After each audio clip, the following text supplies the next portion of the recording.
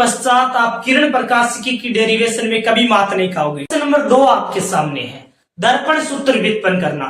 देखने में तो बड़ी डेरिवेशन है, लेकिन इस डेरिवेशन को मेरे साथ सोल्व करने के पश्चात आपको बिल्कुल भी रटना नहीं पड़ेगा। बिल्कुल आसान और इजी वे में इसका बर्डन समाप्त हो जाएगा, ये मेरी गारंटी है। ये वो डेरिवेशन है गोलीय सतह से अपवर्तन, जिससे हर कोई स्टूडेंट घबराता है, हर कोई स्टूडेंट डरता है। लेकिन यदि आप इस डेरिवेशन को कंप्लीट अच्छी तरीके से देखने के पश्चात इस डेरिवेशन के से बिल्कुल भी नहीं घबराओगे, बिल्कुल आसान चुटकियों में इस डेरिवेशन को कंप्लीट कर दो। लेंस मेकर फॉर्मूले को व्युत्पन्न करते हैं। अब यदि आप लेंस मेकर फॉर्मूले तक पहुंचे हो, इसका मतलब है कि आप जरूर एग्जाम के लेकर सीरियस हो। हाँ प्यारे बच्चों, आज के इस लेक्चर में हम किरण प्रकाशिकी की महत्वपूर्ण डेरिवेशन डिस्कस करने वाले हैं। तो इस वीडियो को अपने दोस्तों में जरूर से शेयर करें, हर एक स्टूडेंट को इसका फायदा मिलना चाहिए। और अपने दोस्तों से चैनल को ज्यादा से ज्यादा सब्सक्राइब करें और वीडियो को लाइक करें। आज के ये जो चैप्टर कंप्लीट करने वाले हैं, इसकी महत्वपूर्ण डेरिवेशन जैसे लेंस मेकर सूत्र, गोलीय सतह से अपवर्तन, प्रिज्म द्वारा अपवर्तन और आर व एफ में संबंध, दर्पण सूत्र, ये सब डेरिवेशन हम इसमें सोल्व करने वाले हैं। तो आप इस मैराथन क्लास को शुरू से लेकर लास्ट तक देखने का वादा करोगे, और ये क्लास कंप्लीट देखने के पश्चात आपको किरण प्रकाशिकी चैप्टर की इन बड़ी बड़ी डेरिवेशन से कभी डरना नहीं पड़ेगा, ये मेरी गारंटी है। इसके एमसीक्यू क्वेश्चन की प्रैक्टिस तो लगातार हमने की है, लेकिन मैंने आपसे कहा था कि मैं इसका एक मैराथन क्लास जिसमें आपको महत्वपूर्ण डेरिवेशन है इस चैप्टर की, वो व्हाइट बोर्ड पर सोल्व करवाऊंगा एक एक पॉइंट को लिखकर। तो ये डेरिवेशन आपको अच्छी तरीके से बिल्कुल आसान और इजी वे में समझ में आने वाली है। बस आपको पेन और कॉपी उठाकर और साथ के साथ डेरिवेशन को प्रैक्टिस करना है, और मैं यहाँ पर हर एक एक पॉइंट को समझाता हूं, तो उसको ध्यानपूर्वक समझना है।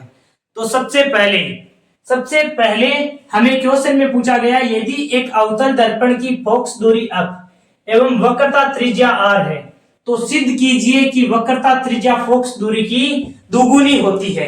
किस प्रकार सिद्ध करना है? तो सबसे पहले अवतल दर्पण, तो अवतल दर्पण बना लो।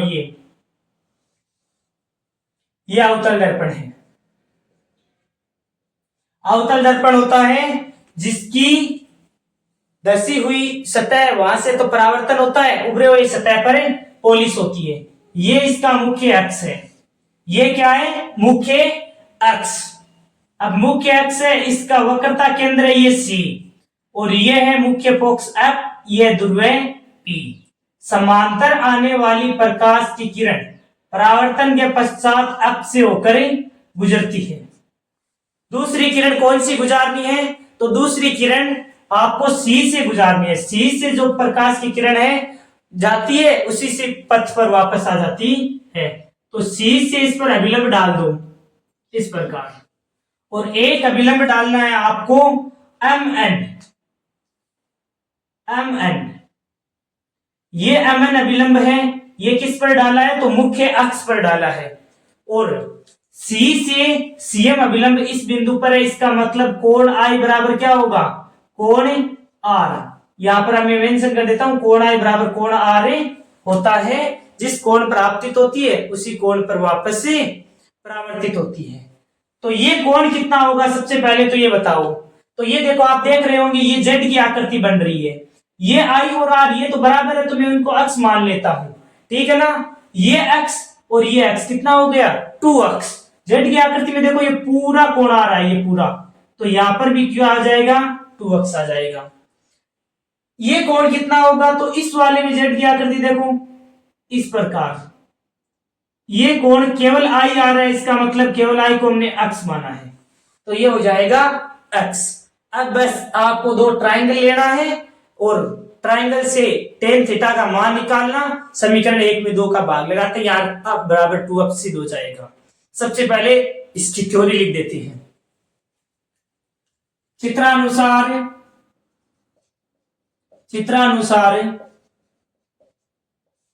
एक अवतल दर्पण जिसकी फोकस दूरी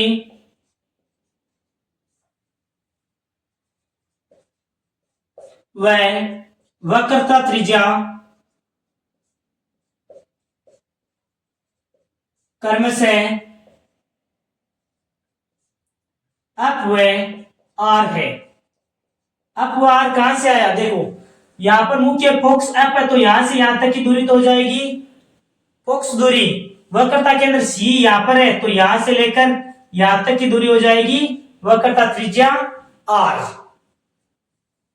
तथा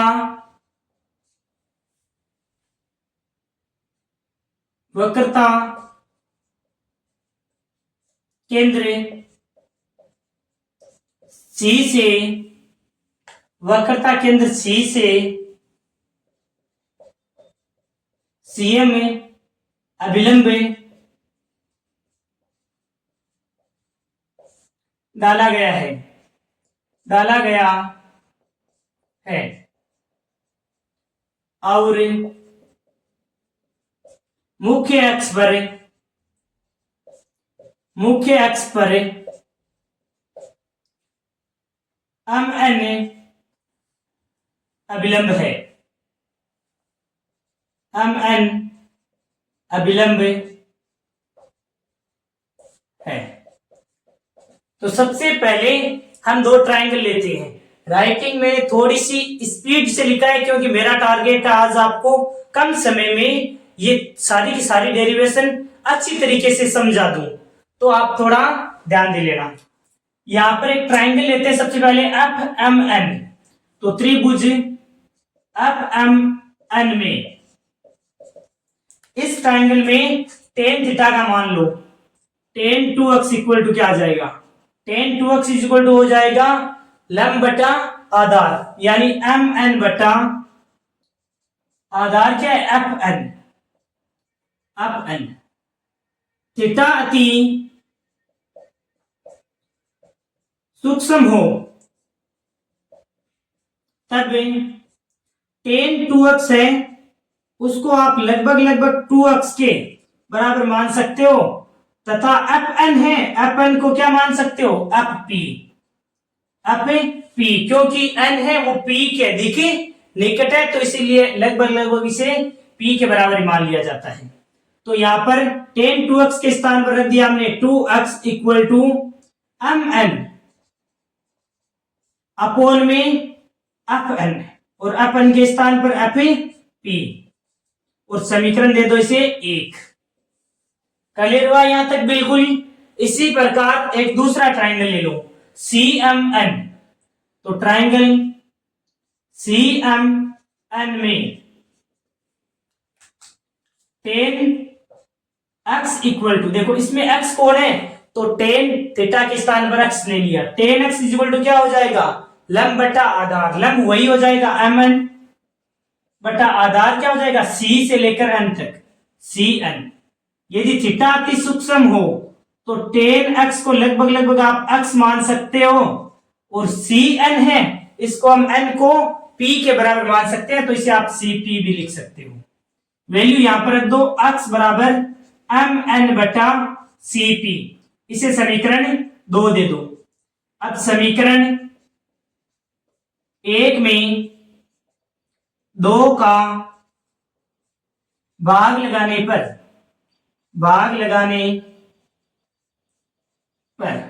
समीकरण 1 में 2 का भाग लगाओ। पहला समीकरण क्या था? 2x इक्वल टू MN बटा अप p, अप से लेकर p तक की दूरी कितनी है?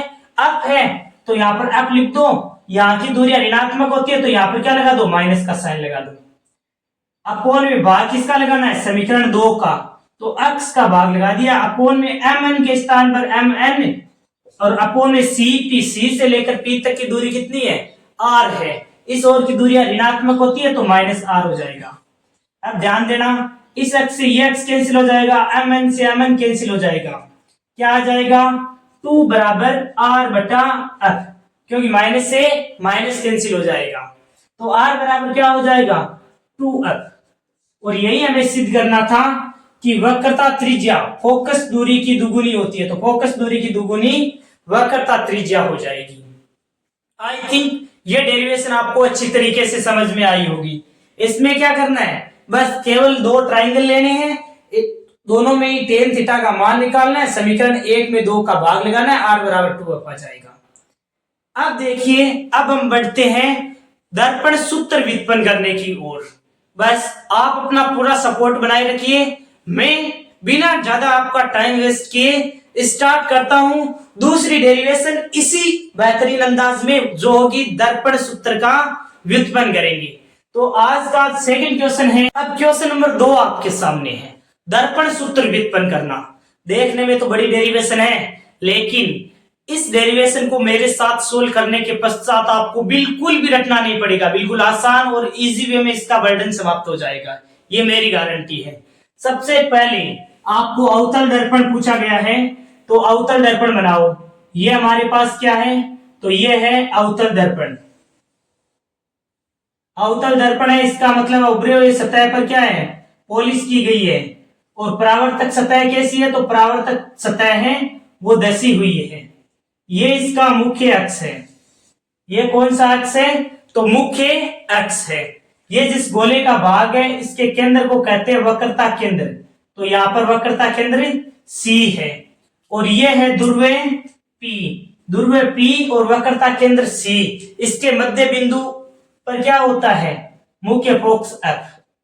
अब देखो, यहां पर एक वस्तु रखी गई है। कौन सी वस्तु रखी गई है, तो AB वस्तु रखी गई है। AB वस्तु समांतर आने वाली प्रकाश की किरण परावर्तन के पश्चात कहां से गुजरती है, तो अक्ष से होकर गुजरती है। सेकंड कौन सी किरण गुजारनी है, तो दूसरी आपको ध्यान रखना, जो C से आने वाली प्रकाश की किरण है वो C से ही वापस गुजरती है। तो ये इस प्रकार C से गुजरने वाले प्रकाश की किरण को कुछ इस प्रकार गुजार दो। ये C से आने वाली प्रकाश की किरण पुनः किससे गुजरती है, C से ही वापस जाती है। तो यहां पर आपका क्या बनेगा, प्रतिबिंब बनेगा। यहां पर क्या बनेगा, प्रतिबिंब बनेगा इस प्रकार।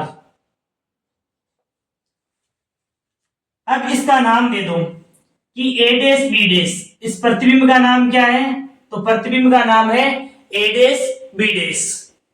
अब दो ट्राइंगल देख रहे होंगे आप, एक तो A B C और एक A डैश B डैश और C। सबसे पहले इन दोनों ट्राइंगल को हम समरूप सिद्ध कर देंगे और इनकी संगत भुजाओं का रेशियो ले लेंगे। फिर इन दो ट्राइंगल है ना, एक तो ये A dash B dash up, और एक हम यहां से लंब डाल देंगे, ये लंब डालेंगे यहां पर MN।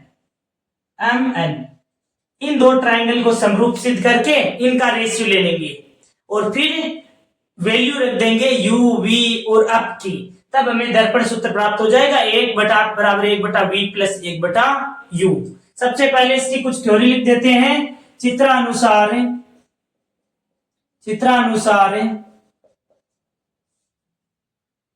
AB वस्तु जिसकी ऊंचाई h है, अवतल दर्पण के समक्ष रखी है।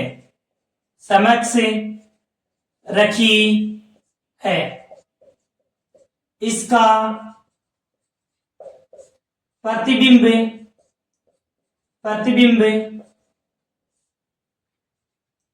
A डैश B डैश प्राप्त होता है, जिसकी ऊंचाई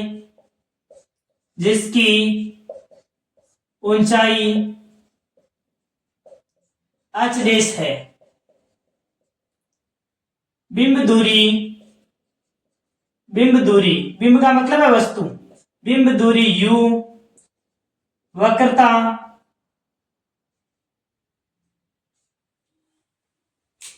केंद्र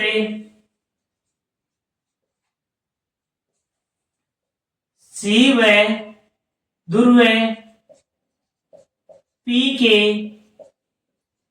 मध्य की दूरी, वक्रता त्रिज्या आर है। प्रतिबिंब दूरी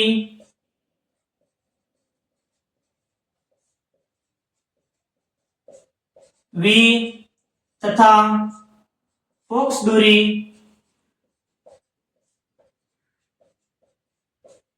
f है। तो हमें u, v व f में संबंध ज्ञात करना है। u, v व f में संबंध ज्ञात करना है। सबसे पहले हम लेते हैं ट्रायंगल ए बी सी। तो ट्रायंगल ए बी सी व ट्रायंगल ए डेस बी डेस सी में, इनमें देखोगे तो ध्यान देना, एक तो कोण ए किसके बराबर हो जाएगा, कोण ए डेस की। कोण ए है वो इक्वल हो जाएगा कोण ए डेस की। क्यों? क्योंकि दोनों ही 90 डिग्री है। यहां पर क्या है, थीटा बराबर 90 डिग्री है। इसी प्रकार दूसरा आप ध्यान से देखोगे तो ये कोण है ना ए सी बी, और ए डेस सी और बी डेस, ये दोनों कोण क्या है, शीर्षा भूमि कोण है। तो ये कोण भी बराबर होंगे। यहां पर आप ऐसे भी लिख सकते हो, कोण ए सी बी बराबर कोण ए डेस सी बी डेस, ए डेस सी बी डेस, कोष्टक में शीर्षा भूमिक कोण, शीर्षा भूमिक कोण। इससे ये सिद्ध होता है कि ये दोनों ट्रायंगल क्या है, समरूप है। यानी आप लिख सकते हो कि ट्रायंगल ए बी सी समरूप है ट्रायंगल ए डेस बी डेस सी की। अब समरूप ट्रायंगल है तो इनकी भुजाओं का रेशियो क्या होगा, इक्वल होगा। यानी कि इस वाले ट्रायंगल में ए बी, यानी कि ट्रायंगल है ना ए बी सी, इसका भुजा कौन सी ली हमने, ए बी। तो ए बी अपोन में इस वाले ट्रायंगल में ए डेस बी डेस सी, इसका रेशियो किसके बराबर होगा, ए डेस बी डेस के, ए dash B dash equal to, इसका लंब लिया तो इसका भी लंब ले लिया, इसका आधार लो सी ए, आधार ले लिया आपने। इस प्रकार लिख सकते हो, ए सी भी लिख सकते हो, सी ए भी लिख सकते हो। तो ए सी ये हो गया आधार, तो इसका रेशियो किसके बराबर होगा, ए डेस सी के बराबर हो जाएगा। तो यहां पर ए डेस सी। अभी हमने दो ट्रायंगल थे उनको समरूप सिद्ध कर दिया और इनकी भुजाओं का रेशियो ले लिया। इन्हें समीकरण दे दो, इसे समीकरण 1 दे दो। इसी प्रकार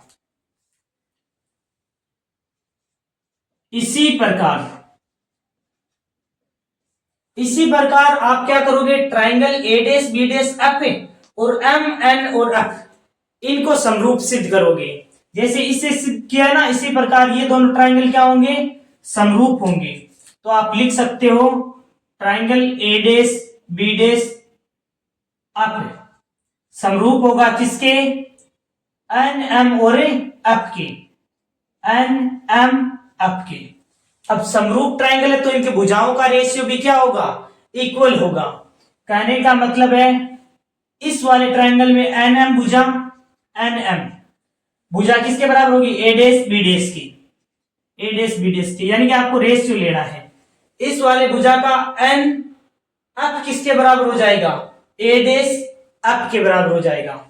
यानी कि आप एन एफ है अपोन में किसके बराबर लिख सकते हो, ए डेस एफ की। एन एफ है, ये जो एन है ना वो लगभग पी के निकट है, इसीलिए एन को पी से प्रतिस्थापित हमें कर सकते हैं। अब ध्यान देना, जो एन एम है ये ए बी के क्या है, इक्वल है, ये समांतर आ रही है। इसका मतलब ये और ये भुजा बराबर है।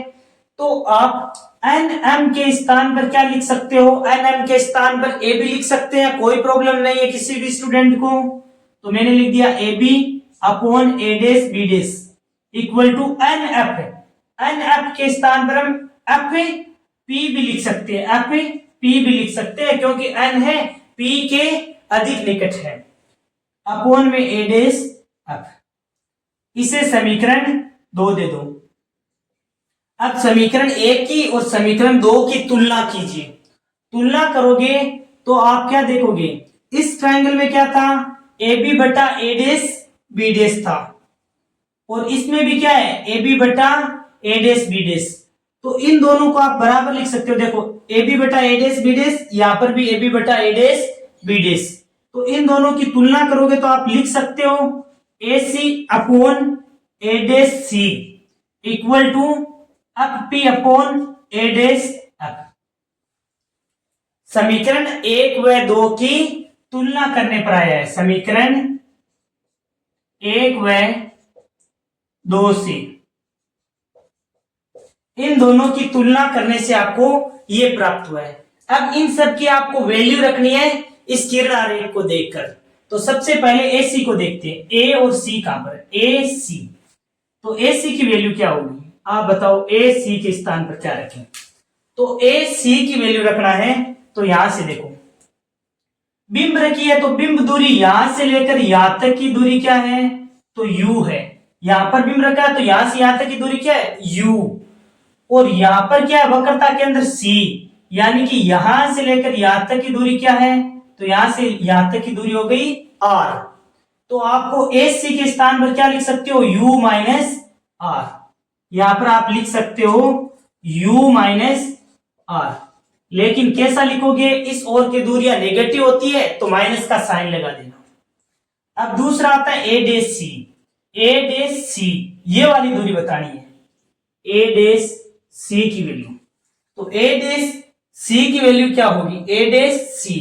तो यहां से यहां तक की दूरी देखो, यहां से लेकर यहां तक की दूरी क्या है, वक्रता त्रिज्या आर है। वक्रता त्रिज्या आर है जिसमें से ए डैश और यहां तक पी तक की दूरी क्या हो जाएगी, प्रतिबिंब दूरी वी हो जाएगी, क्योंकि यहां पर प्रतिबिंब बनाया गया है। तो यहां से यहां तक की दूरी क्या हो जाएगी, पी। तो आर में से वी को घटा दो, ये तो प्रतिबिंब बना है तो यहां से यहां तक की प्रतिबिंब दूरी हो जाएगी, यहां से यहां तक की वक्रता त्रिज्या, तो ये दूरी क्या हो जाएगी, आर माइनस वी हो जाएगी।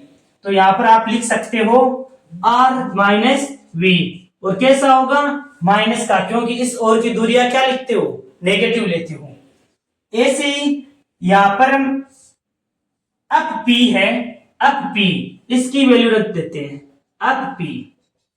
अप से लेकर पी तक की दूरी क्या है, तो यहां से यहां तक की दूरी क्या है, फोक्स दूरी अप, और इस ओर की दूरियां क्या लेते हो, ऋणात्मक। तो यहां पर क्या हो जाएगा, माइनस का अप। एक और है गया ए डैश अप, ए डैश अप।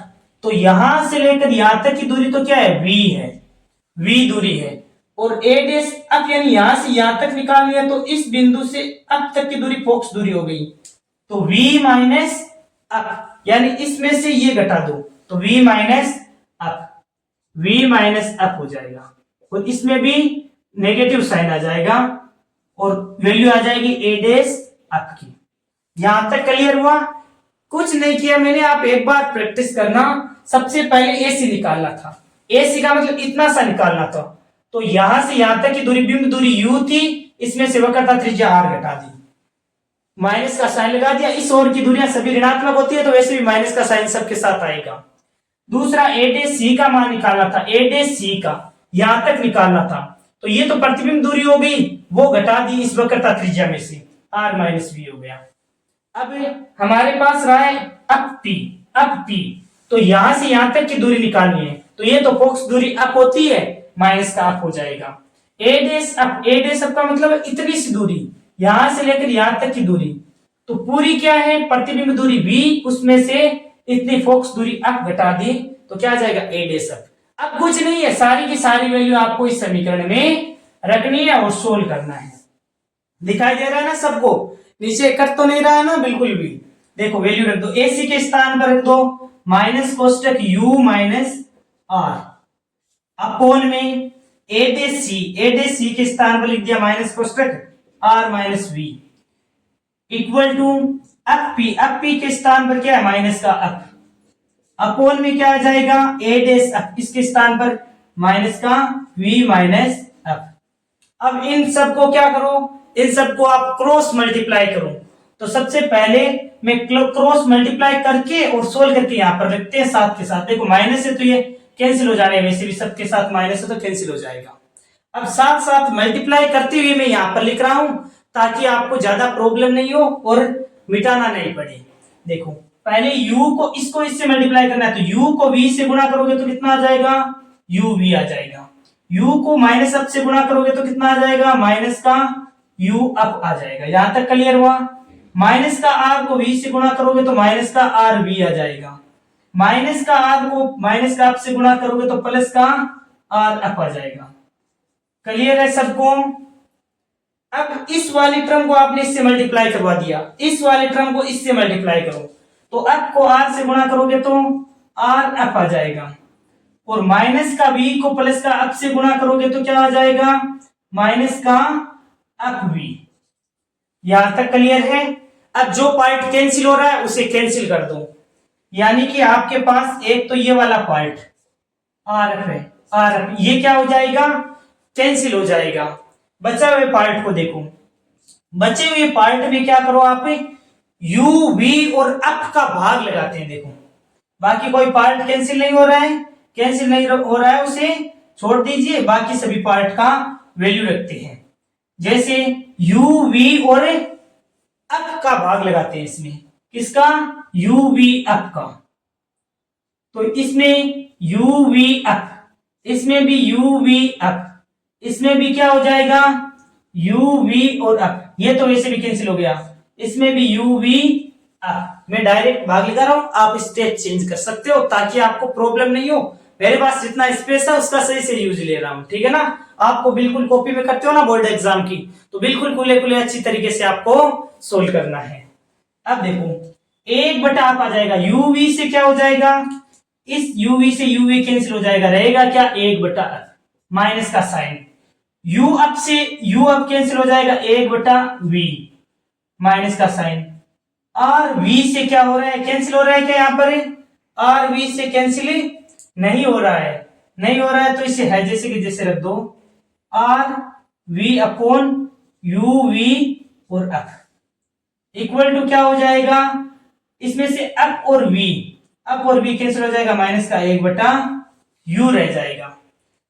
अब देखिए हमने यहां तक तो सोल्व कर लिया है।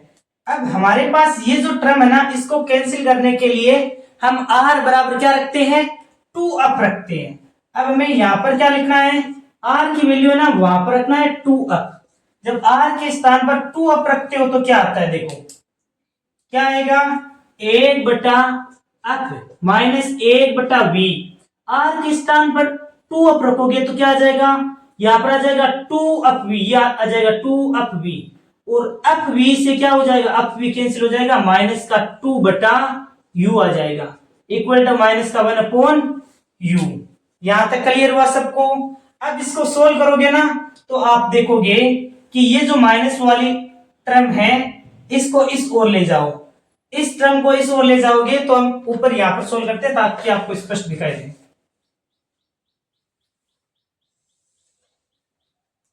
एक बटा अप माइनस 1 बटा v इक्वल टू क्या है, 1 बटा u तो था माइनस का, और प्लस में आ जाएगा 2 बटा u। अब जब इसको सोल्व करोगे तो 1 बटा अप माइनस 1 बटा v बराबर, देखो 2 में से माइनस 1 घटाएगा तो 1 बटा u आ जाएगा।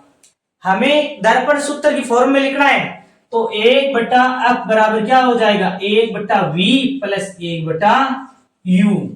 आई थिंक आपको ये डेरिवेशन अच्छी तरीके से समझ में आई होगी। 1 बटा अप बराबर 1 बटा v प्लस 1 बटा u। बड़ी डेरिवेशन है लेकिन समझोगे तो बिल्कुल आसान है। करना क्या है, तो करना बस आपको सबसे पहले समांतर वाली अप से गुजार देना प्रकाश की किरण, सी वाली किरण को सी से गुजार देना, ये अभिलंब डाल देना, दो ट्राइंगल को समरूप सिद्ध कर देना, इनकी समरूप भुजाएं हैं उनका अनुपात ले लेना। फिर इस वाले ट्राइंगल और इस वाले ट्राइंगल की भुजाओं का अनुपात ले लिया, दोनों का रेशियो ले लो, और एक जो आपके NM आया है इसको रिप्लेस कर दो AP से। उसके बाद समीकरण 1 की 2 की तुलना करो और बाकी सारी की सारी जो AC, ADC, FP, ADS up in सब की वैल्यू रख दो किरण आरेख से। वैल्यू रख के क्रॉस मल्टीप्लाई कर दो। क्रॉस मल्टीप्लाई करने पर हमारे यहां तक टर्म आएगी।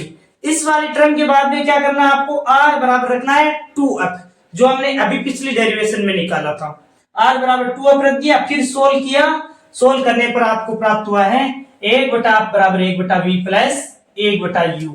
यही हमारा क्या है, दर्पण सूत्र। आई होप आपको ये दो डेरिवेशन अच्छी तरीके से समझ में आई। प्यारे बच्चों, यदि आपने इन दो डेरिवेशन को कंप्लीट देखा है तो आप मेरे को एक बार कमेंट बॉक्स में जरूर लिखकर भेजना, क्योंकि मेरे को भी पता चले कि मैं जो मेहनत कर रहा हूं वो कितने स्टूडेंट कंप्लीट इस वीडियो को देख रहे हैं, ताकि मेरे को भी मोटिवेशन मिले। बाकी जोश जुनून जज्बा आपके अंदर है तो आप जरूर तीसरी डेरिवेशन, जो मोस्ट इंपोर्टेंट डेरिवेशन है गोलीय सतह के कारण अपवर्तन की, वो भी जरूर से अपने हथियार उठाइए, पेन और कॉपी, और तीसरी डेरिवेशन के लिए तैयार हो जाइए। इस प्रकार समझाऊंगा कि बिल्कुल भी रटना नहीं पड़ेगा। स्टार्ट करते हैं। तीसरा क्वेश्चन आपके सामने है।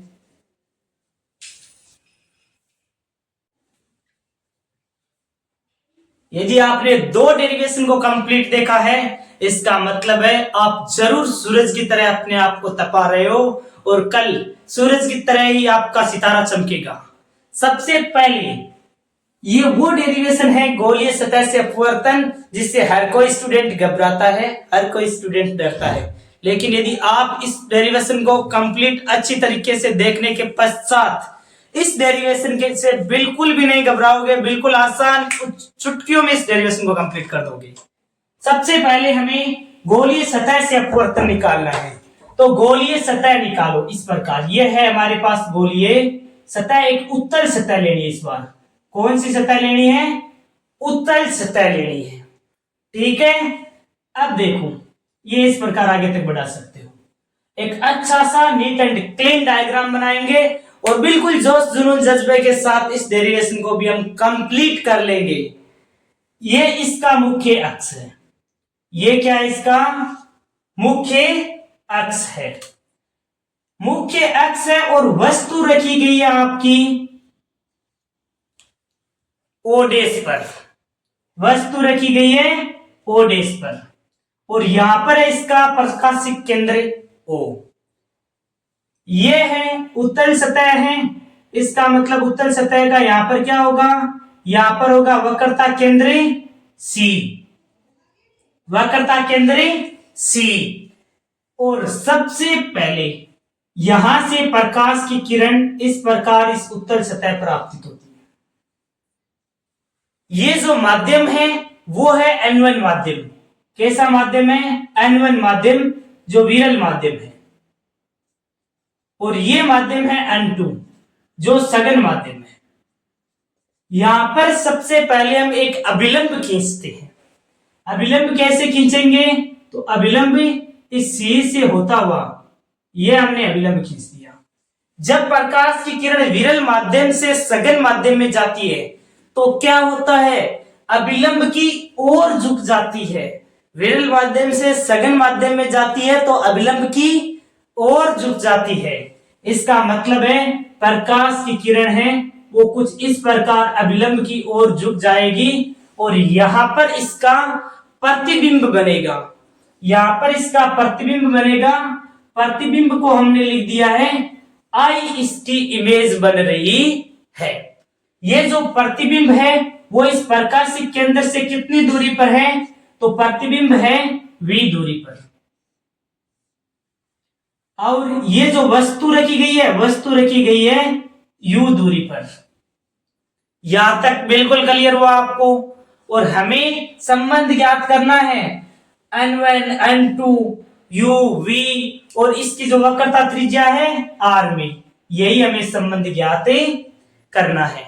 तो सबसे पहले आप बताओ, ये आपतित किरण और ये अभिलंब है, इसके मध्य बनाया गया कोण क्या होगा, तो आपतन कोण I। अब ये क्या हुआ, ये तो हो गया अभिलंब, ये है अपवर्तित किरण। अपवर्तित किरण और अभिलंब के मध्य बनाया गया कोण, कोण R। एक हम क्या करते हैं, इसमें यहां से अभिलंब डालते हैं, ये हमने अबिडलम डाला, जिसका नाम आप दे सकते हो, जैसे अमन मैंने नाम दे दिया। 3 कोण आप मान लीजिए, एक को मान लीजिए एल्फा, एक को मान लीजिए बीटा और एक को मान लीजिए गामा। ये कोण जब हम क्या निकालेंगे, टेन थीटा लेंगे, ट्राइंगल लेंगे, तब आपको बहुत ज्यादा यूजफुल होने वाले हैं। सबसे पहले इसकी थ्योरी लिख देते हैं। थ्योरी क्या लिखेंगे, तो चित्रानुसार एक वस्तु ओडेस पर रखी है, जिसकी प्रकाशिक के अंदर O से दूरी U है, इसका प्रतिबिंब I पर बन रहा है, जो प्रकाशिक केंद्र से V दूरी पर स्थित है। N1 N2 U V व R में संबंध हमें ज्ञात करना है। तो यही हम थ्योरी के कुछ पॉइंट लिख देते हैं कि चित्रानुसार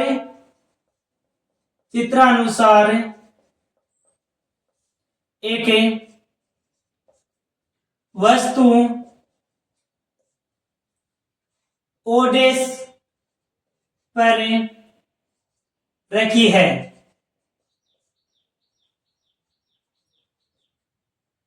जो प्रकाशिक केंद्र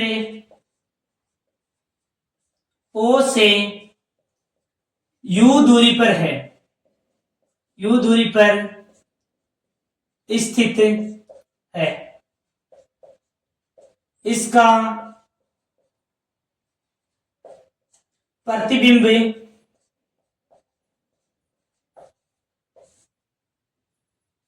I पर बनता है, जो O से V दूरी पर स्थित है। हमें N1 N2 R U व V में संबंध ज्ञात करना है। ये इतनी थ्योरी में लिख रहा हूं, बाकी आप आराम से लिख सकते हो कि वस्तु विरल माध्यम में, प्रतिबिंब इसका सघन माध्यम में बन रहा है, ये सब भी आप लिख सकते हो। अब हम स्टार्ट करते हैं इस डेरिवेशन का जो गणितीय विवेचना वो करते हैं।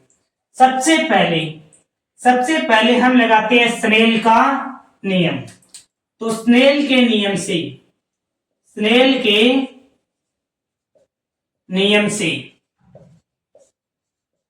स्नेल का नियम क्या है, तो साइन आई बट्टा साइन आर बराबर क्या होता है, नियतांक होता है साइन आई बट्टा साइन आर, इक्वल टू क्या होता है, इक्वल टू होता है नियतांक, जिसे पदार्थ का क्या कहते हैं, जिसे माध्यम का अपवर्तनांक कहते हैं, N2 बटा N1 आप लिख सकते हो।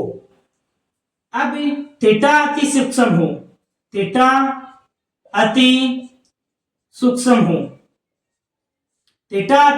हो तो आप साइन आई को लिख सकते हो लगभग आई के इक्वल, और साइन आर को लिख सकते हो आर के इक्वल। तो यहां पर मैं साइन आई को मैंने लगभग क्या लिख दिया है, आई लिख दिया है, और साइन आर को आर लिख दिया है। अब क्रॉस मल्टीपल साथ के साथ करवा देते हैं, I N1 equal to N2 R। ये स्टेप कैसे आई है, तो हमने साइन आई को लिखा है आई, साइन आर को लिखा है आर, और उसके बाद में N1 को इससे मल्टीप्लाई करवाया है और N2 को इस R से मल्टीप्लाई करवाया है, क्रॉस मल्टीपल करवा दिया। अब हम लेते हैं ट्राइंगल। सबसे पहले हम क्या करते हैं, ये जो ट्राइंगल है इसमें देखते हैं M N और I है, इसमें हम लिख सकते हैं ना, बाह्य कोण बीटा किसके बराबर हो जाएगा, R प्लस गामा के इक्वल हो जाएगा।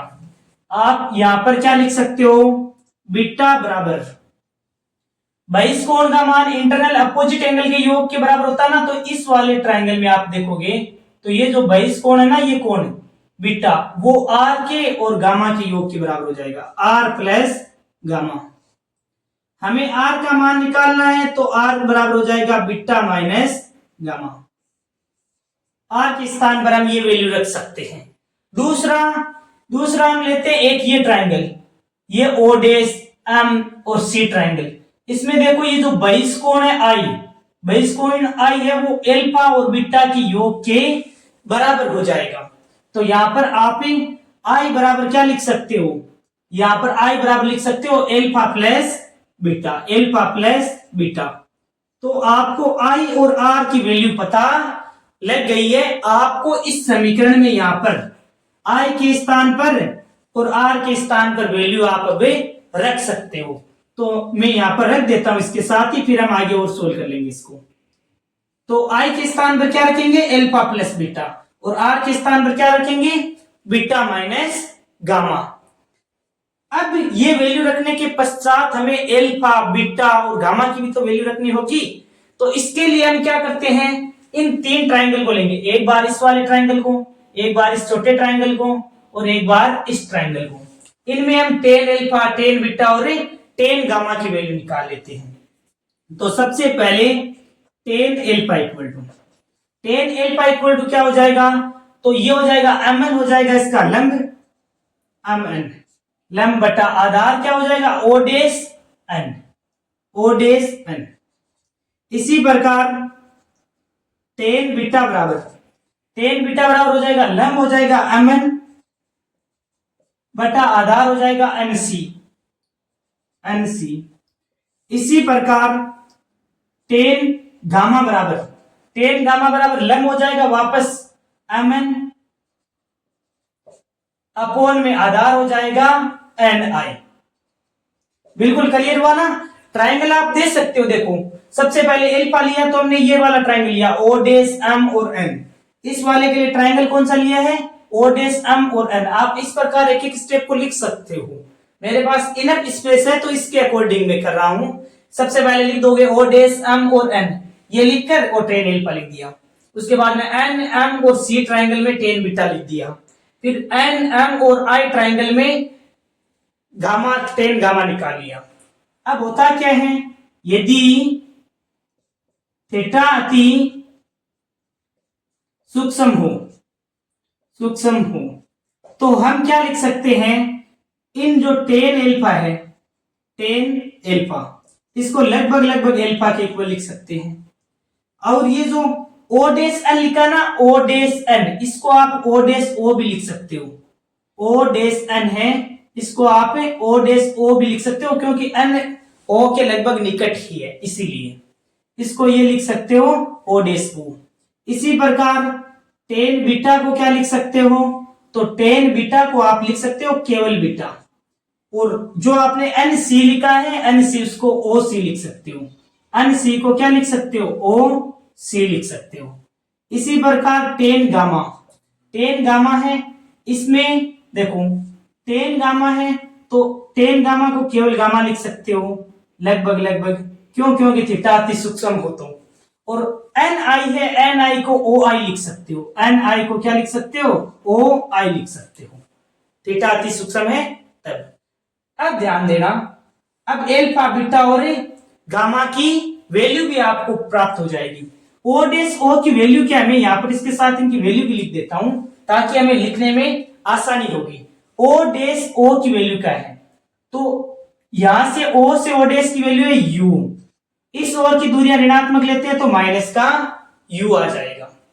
ओ सी की वैल्यू कितनी है, ओ से सी तक की, ओ से सी तक की आर है, और इस ओर की दूरियां पॉजिटिव लेते हैं तो हमने पॉजिटिव आर लिख दिया। एन आई, एन आई को लिखते हैं ओ आई, ओ से आई तक की दूरियां कितनी है, तो वी है, इस ओर की दूरियां पॉजिटिव तो वी रख देते हैं। ये हम इस वैल्यू को भी साथ के साथ पुटअप कर देंगे। सबसे पहले टेन एल्फा के स्थान पर एल्फा लिखा है तो एल्फा बराबर क्या आ जाएगा, एल्फा बराबर एम एन बटा O dash N, O dash N को आप क्या लिख सकते हो, माइनस का यू। इसी प्रकार बीटा बराबर, बीटा बराबर क्या आ जाएगा, बीटा बराबर हो जाएगा एम एन अपॉन में एन सी, एन सी के स्थान पर है आर तो आर लिख दिया। इसी प्रकार यहां पर लिख देता हूं मैं गामा बराबर एम एन बटा में एन आई को लिखा है वी। तो ये ना एल्फा बीटा और गामा, इनकी वैल्यू आपको कहां रखनी है, तो इनकी वैल्यू है ना, इससे हम एक समीकरण बनाते हैं। देखो IN1 है। समीकरण क्या है? IN1। तो ये लिखा है मैंने N1। I के स्थान पर हमने वैल्यू निकाली alpha plus beta, alpha plus beta. Clear हुआ यहां तक? इसी प्रकार इक्वल का साइन, ये इक्वल का साइन N2, तो ये लिख दिया N2। R के स्थान पर वैल्यू निकाला था beta minus gamma, beta minus gamma. अब इनको अलग अलग मल्टीप्लाई करते हैं, इनको अलग अलग मल्टीप्लाई करते हैं। N1 alpha plus N1 beta equal to N2 beta minus N2 gamma. यहां तक सबको क्लियर हुआ क्या? क्लियर है सबको? अब देखो, अब हम क्या करते हैं, अब हम अल्फा बीटा और गामा इन सबको क्या करते हैं, वैल्यू रख देते हैं। सबसे पहले N1 अल्फा के स्थान पर क्या लिखोगे, mn बटा माइनस का u, ये लो माइनस का u, प्लस में N1, तो N1 बीटा के स्थान पर क्या लिखोगे, mn बटा r लिख दोगे। इसके बाद में इक्वल का साइन, और ये इक्वल का साइन हमने लगा दिया है। N2 कोष्टक में बीटा के स्थान पर क्या रखोगे, तो mn बटा r, और माइनस फिर से क्या है, N2 है, तो N2 लिख दिया। R के स्थान पर क्या लिखोगे, तो R के स्थान पर आप वैल्यू, ये R नहीं है हमारे पास, ये है हमारे पास गामा। ये थोड़ा R में और गामा का ध्यान में रखना। ये क्या है हमारे पास, देखो बीटा माइनस गामा है, तो गामा की वैल्यू mn बटा v। अब ध्यान देना, mn तो सब में आएगा, तो हम इस mn को क्या कर देते हैं, कैंसिल कर देते हैं। n था, उनको हमने कैंसिल कर दिया है। अब देखो हमारे पास r वाली टर्म को अलग रख दो, जो r आ रहा है ना, इसमें भी r आ रहा है और इसमें भी r आ रहा है, तो इन दोनों टर्म को अलग रख दो और इन वाली टर्म को अलग अलग, यानी कि पक्षांतरण कर दो आप। जैसे इस वाली टर्म को इधर लेकर आते हैं, सबसे पहले N2 बटा v, इस वाले टर्म को इधर लेकर आ गए, N2 बटा v, प्लस में N1 बटा u था, लेकिन u किसका था, माइनस का था, तो मैं इस प्लस को क्या लिख सकता हूं, सीधा N2 बटा v माइनस में N1 बटा u लिख सकता हूं। देखो ये माइनस इससे मल्टीप्लाई होगा, तो माइनस का क्या लिख सकते हैं, माइनस का N1 बटा u में डायरेक्ट लिख रहा हूं। यहां तक क्लियर हुआ? कैसे, देखो इस वाली टर्म को मैं केवल इधर लेकर आया हूं, ये वाली टर्म है जैसे कि जैसे इक्वल टू N2 बटा r, माइनस में इस वाली टर्म को इधर ले जाओगे तो N1 बटा r। अब आप इसे कैसे लिख सकते हो, तो N2 बटा v माइनस N1 बटा u equal to N2 minus N1 बटा r। यह आ जाएगा गोलीय सतह के कारण अपवर्तन का फॉर्मूला। और कंडीशन क्या है इसमें, वस्तु रखी है विरल माध्यम में और प्रतिबिंब बन रहा है सघन माध्यम में, और सतह कैसी है, उत्तल, तब आपका गोलीय सतह के कारण अपवर्तन का फॉर्मूला ये प्राप्त होगा। इसकी जो कंडीशन है वो यहां पर मैं लिख देता हूं कि सतह कैसी है, तो सतह है उत्तल सतह है, वस्तु रखी है विरल माध्यम में और प्रतिबिंब बन रहा है, इसका प्रतिबिंब बन रहा है सघन माध्यम में। क्लियर होगा क्या? यहां तक क्लियर हुआ? तो ये हमारी डेरिवेशन तो कंप्लीट हो गई है, लेकिन एक और पॉइंट में आपको साथ में बता देता हूं कि यदि सतह कैसी हो, सतह हो उत्तल और वस्तु रखी हो कहां पर, वस्तु रखी हो सघन माध्यम में, वस्तु रखी हो सघन माध्यम में, तब आपका फॉर्मूला क्या हो जाएगा, फॉर्मूला हो जाएगा इसका, जैसे N2 के स्थान पर N1 रख देना और N1 के स्थान पर N2 रख देना, यानी फॉर्मूला आपका हो जाएगा N1 बट्टा v माइनस N2 बट्टा u equal to N1 minus N2 बट्टा r। ये क्या होगा, कब होगा, जब वस्तु सघन माध्यम में रखी हो। ऐसे ही अवतल के लिए, अवतल में ये हो जाएगा जब वस्तु विरल में हो और अवतल में जब सघन में हो तो ये हो जाएगा। आई होप आपको ये डेरिवेशन अच्छी तरीके से क्लियर हुई होगी।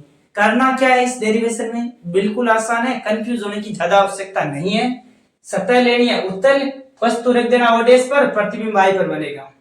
ये अभिलंब खींच देना, 3 कोण निकाल देना, 3 ट्रायंगल लेके पहले स्नेल का नियम लगा दिया। स्नेल का नियम लगाने के पश्चात उसमें हमारे पास आता क्या है, आई और आर की वैल्यू निकाल दी 2 ट्रायंगल से, एक बार ये बाह्य कोण, एक बार ये बाह्य कोण, वैल्यू रखी, फिर tan अल्फा, tan बीटा और tan गामा का मान निकाल लिया। तीनों के मान निकाल कर और समीकरण में मान रख दिया और सोल्व करने पर हमारे पास n2 बटा v माइनस n1 बटा u equal to n2 minus n1 बटा r फॉर्मूला प्राप्त होता है। यदि वीडियो पसंद आ रहा ना तो आप जरूर वीडियो को लाइक और चैनल को सब्सक्राइब जरूर से करें। अब हम बढ़ते हैं अगले क्वेश्चन नंबर 4 की तरफ, जो है लेंस मेकर सूत्र। तो हम छोड़ने वाले नहीं है लेंस मेकर सूत्र को भी, आज हम लेंस मेकर सूत्र की भी धज्जियां उड़ा देंगे बिल्कुल। अब यदि आप लेंस मेकर फॉर्मूले तक पहुंचे हो, इसका मतलब है कि आप जरूर एग्जाम के लेकर सीरियस हो।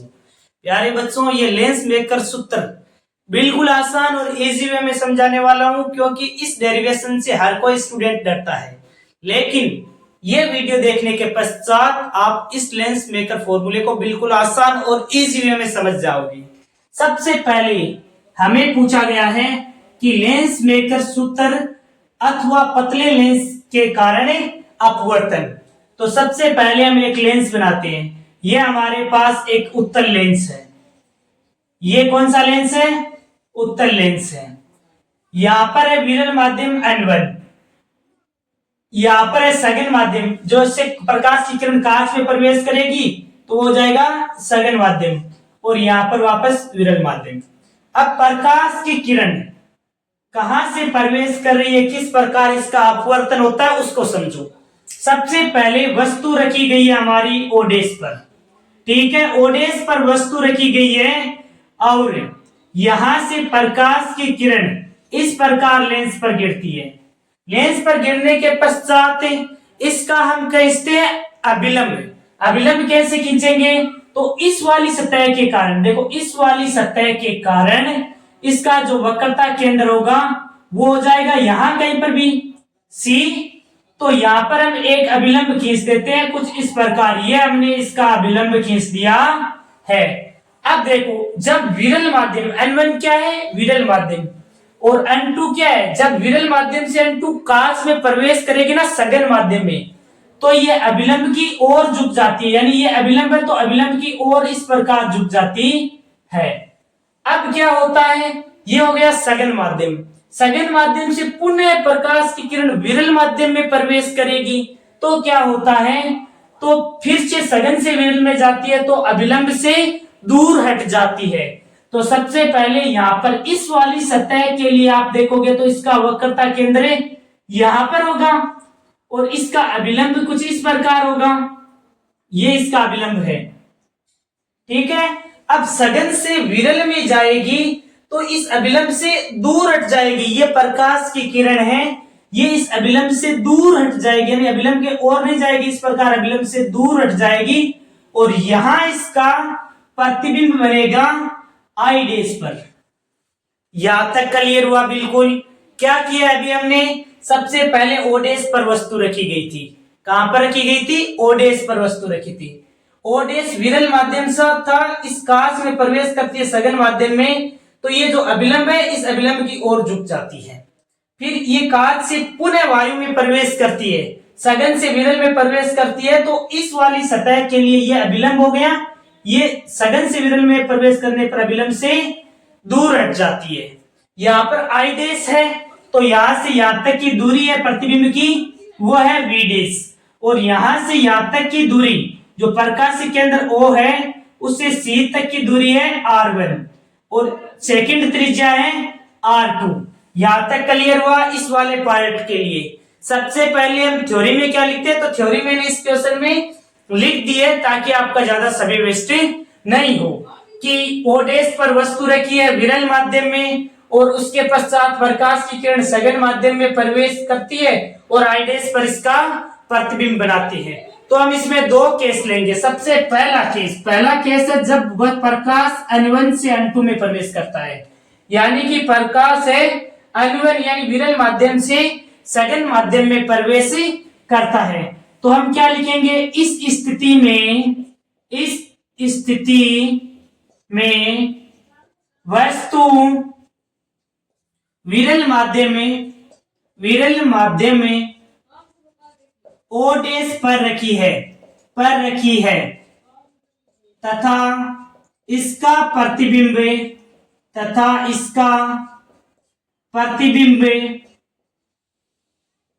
I डैश पर बनता है। अब आपको क्या करना है, अब सबसे पहले गोलीय सतह के कारण अपवर्तन का फॉर्मूला। इस बार वस्तु कहां रखी है, विरल माध्यम में, यानी इस माध्यम में। प्रतिबिंब बन रहा है सघन माध्यम में।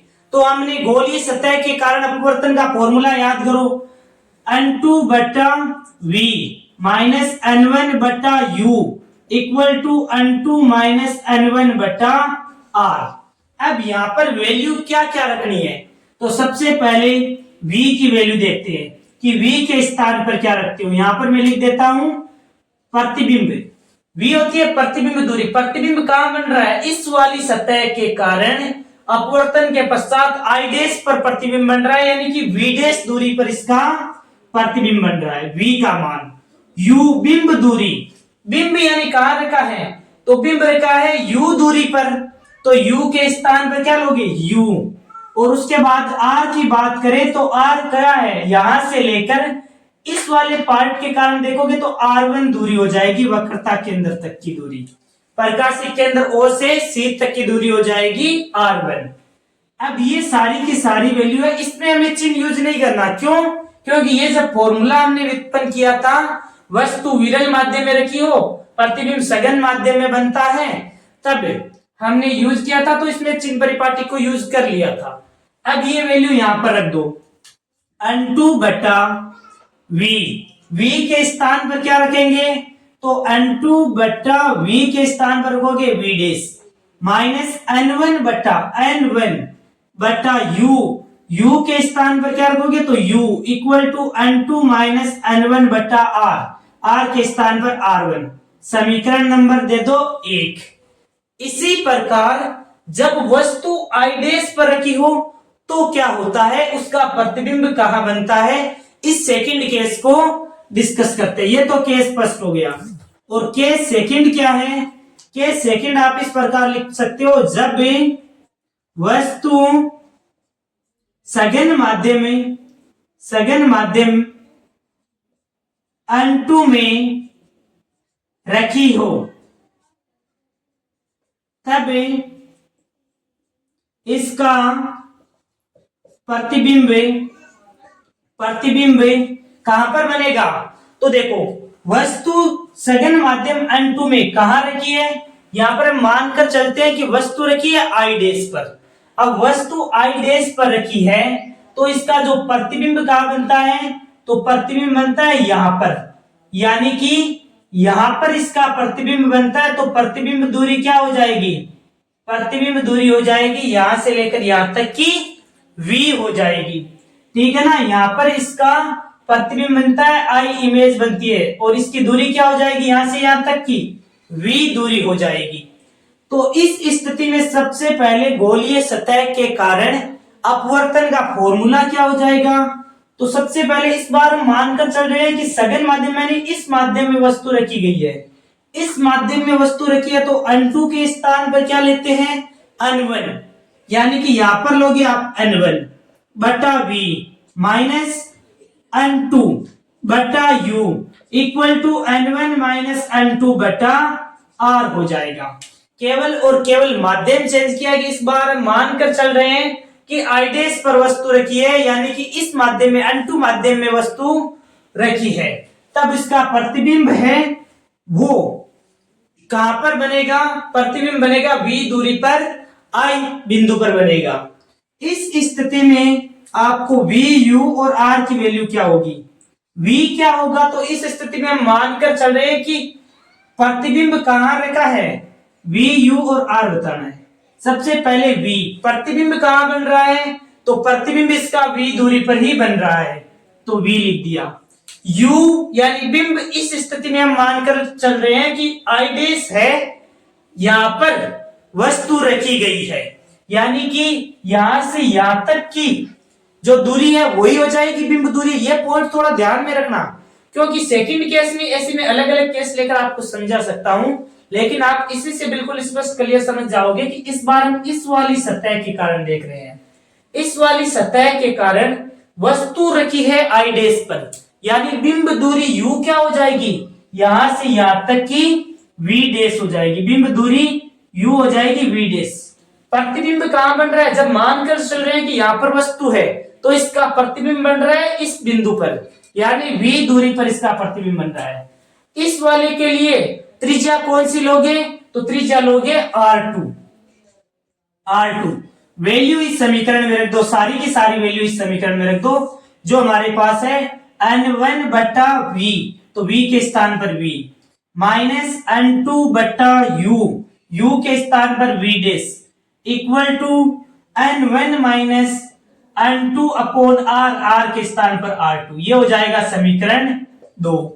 अब समीकरण 1 व समीकरण 2 को जोड़ने पर, समीकरण 1 को और 2 को आपको जोड़ना है, तो सबसे पहले क्या आ जाएगा, N2 बट्टा V डैश माइनस N1 बट्टा U प्लस में N1 बट्टा V माइनस में N2 बट्टा V डैश।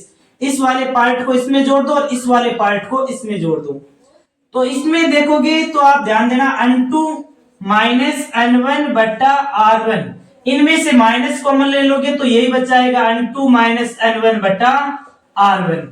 अब N2 बटा V डैश से N2 बटा V डैश क्या हो जाएगा, कैंसिल हो जाएगा, इस वाले पार्ट से ये वाला पार्ट कैंसिल हो जाएगा, रहेगा क्या, यहां पर रहेगा N1 बटा V माइनस में क्या हो जाएगा N1 बटा U, तो मैं N1 कॉमन ले लेता हूं, 1 upon V minus 1 upon U को अलग कर दिया। देखो N1 को कॉमन ले लिया, 1 बटा V माइनस 1 बटा U अलग कर दिया। अब देखो इसके इक्वल क्या हो जाएगा, N2 माइनस N1, इसको बाहर ले लिया कॉमन, और 1 upon R1 minus 1 upon R2। अब देखो, अब 1 बटा अब बराबर 1 बटा V माइनस 1 बटा U क्या होता है, लेंस सूत्र। लेंस सूत्र क्या होता है, 1 बटा बराबर 1 बटा V माइनस 1 बटा U, यानी कि आप इसको लिख सकते हो N1 बटा F बराबर N2 माइनस N1 कोष्टक में 1 upon R1 minus 1 upon R2। N1 का भाग लगा दो, इसमें N1 का भाग लगाओ तो 1 अपॉन F बराबर, यहां पर आ जाएगा N2 बटा N1 माइनस N1 में N1 का एक बार जाएगा, 1 upon R1 minus 1 upon R2 हो जाएगा। अब N2 बटा N1 है, इसे आप क्या लिख सकते हो, तो इसे आप लिख सकते हो 1 upon F equal to N21 minus 1 कोष्टक में 1 upon R1 minus 1 upon R2। यही होता है आपके पास लेंस मेकर फॉर्मूला। कई बार आपको ये फॉर्मूला व्युत्पन्न करना पूछ लेता है, और कई बार आपको सीधा दे देता है लेंस मेकर सूत्र व्युत्पन्न करो। तो आपको ये फॉर्मूला व्युत्पन्न करना हो तब भी आप इस प्रकार कर सकते हो, है बिल्कुल आसान, केवल थोड़ा सा ध्यान देना है। आपको 2 बार गोलीय सतह के कारण अपवर्तन वाला फॉर्मूला लगाना है। एक बार इस वाली सतह के कारण निकाल लिया, N2 बटा V माइनस N1 बटा U equal to N2 minus N1 बटा R। U, V और R के स्थान पर R1, V के स्थान पर V डैश, क्योंकि प्रतिबिंब V डैश दूरी पर बन रहा है, और U के स्थान पर U। सेकंड केस में यही फॉर्मूला केवल और केवल इस वाले पार्ट के कारण लगाएंगे ना, तो सघन माध्यम में वस्तु रखी हो तो N1 और N2 का मान चेंज हो जाता है, जो हमने पिछले डेरिवेशन में किया था। ये फॉर्मूला लगा दिया। केवल ये फॉर्मूला याद रखने की आवश्यकता नहीं है, सबसे आसान मेथड इसका यही होता है, याद रखने की आवश्यकता नहीं है। N1 N2 है, वो इसकी जगह चेंज कर देना, N2 के स्थान पर N1, N1 के स्थान पर N2 लिख देना। U, V और R का मान रख देना, R के स्थान पर R2 लिख देना। V है, प्रतिबिंब इस बार V पर ही बन रहा है, लेकिन ध्यान देना इस बार जो V है ना, जो आपने U लिखा है V डैश, यू का मतलब है बिंब। इस बार हम मानकर चल रहे हैं कि वस्तु आई डैश पर रखी है, इसलिए वस्तु का मतलब बिंब दूरी यू क्या होगी, वी डैश होगी। दोनों की वैल्यू रखी, दोनों समीकरण को हमने जोड़ दिया, कॉमन आ रहा था उस पार्ट को कॉमन ले लिया और 1/v माइनस 1/u को हम लेंस सूत्र लिखते हैं तो f लिख दिया। तो यहाँ पर क्या हो जाएगा, n1 बटा f equal to n2 minus n1 बटा equal कोष्टक 1/r1 minus 1/r2। n1 का भाग लगा दिया तो 1/f बराबर n minus 1 कोष्टक 1/r1 minus 1/r2। प्यारे बच्चों, क्या आपको ये मेहनत पसंद आ रही है? और मेरे को ये कमेंट बॉक्स में जरूर से लिखना कि कौन कौन सा स्टूडेंट है इस पूरे लेक्चर को देख रहा है। यस सर कमेंट करेगा जो इस डेरिवेशन को भी कंप्लीट देख चुका है। इस डेरिवेशन को कंप्लीट देख चुके हो तो अगली डेरिवेशन की ओर चलते हैं और इससे अगली डेरिवेशन उसी जोश जुनून जज्बे के साथ पढ़ना आपको जैसे आपने ये पीछे की डेरिवेशन को कंप्लीट किया है। ये सारी की सारी जो मेहनत है वो केवल आपके लिए है और आप मेरे लिए मोटिवेशन हो कि आप इस चैनल को सब्सक्राइब और वीडियो को लाइक करें।